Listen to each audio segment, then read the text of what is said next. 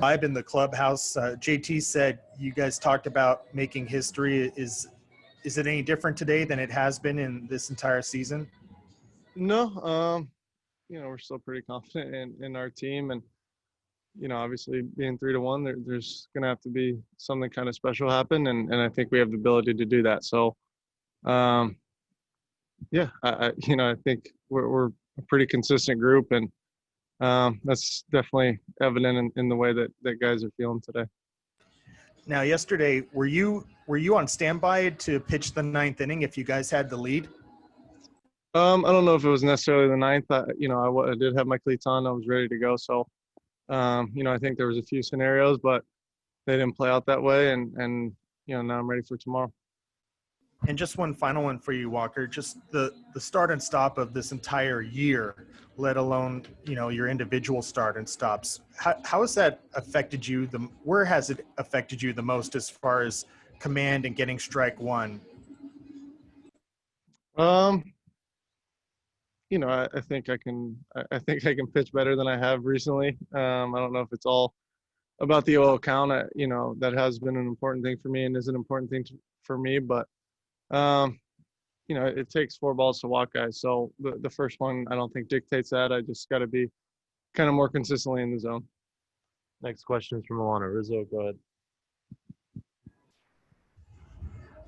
Walker, your last time out, you had said that it was going to be imperative that you walked fewer guys and got deeper into games. Since that time, what have you done to feel like you're really working towards those 2 goals? I don't know if there's like a specific thing that I've done or anything like that, but just try and get myself ready physically to throw and mentally, have probably a little bit more of an aggressive game plan. And,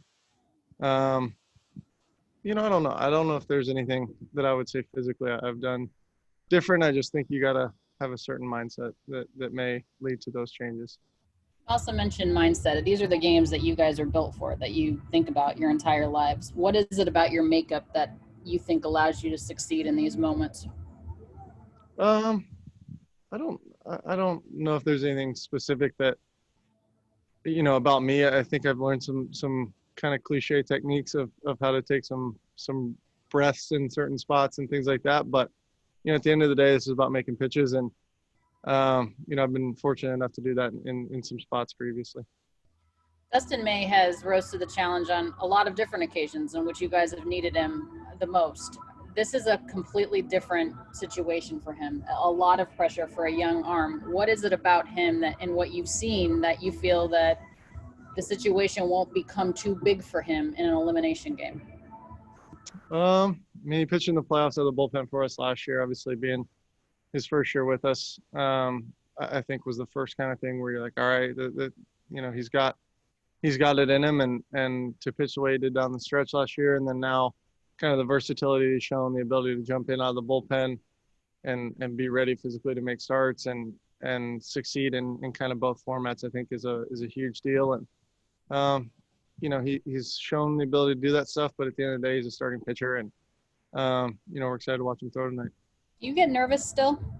You won't be able to do anything tonight because you're pitching tomorrow. So do you watch this with any nerves or anxiety?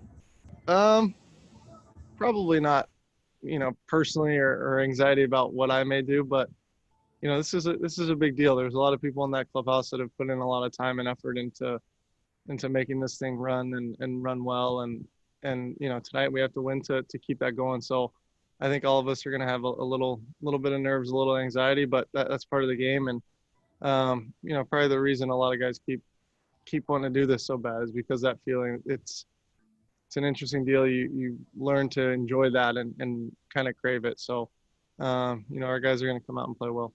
Thank you. Next question is from Bill Plunkett. Go ahead.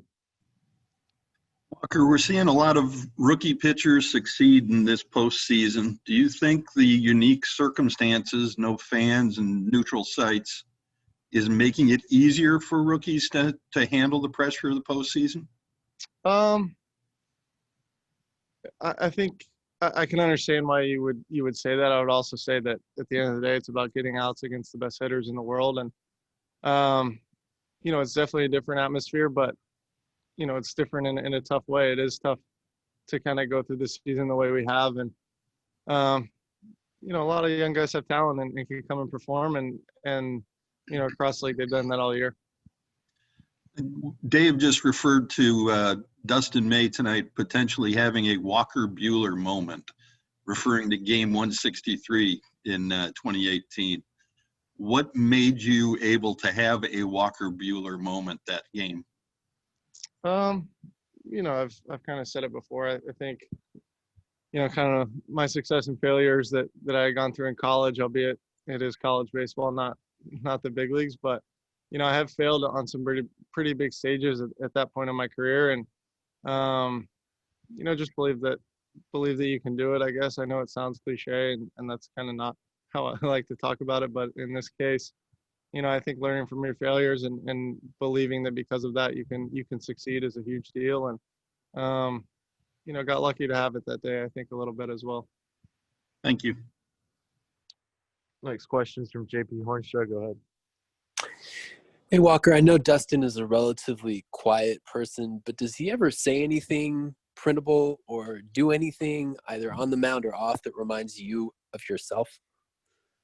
No, you know, and that's not a criticism. You know, there's a lot of things about Dustin that I envy. I think he's extremely comfortable in who he is and what he can do, and I think that is probably the similarity. I think it probably just comes out in a little bit different form.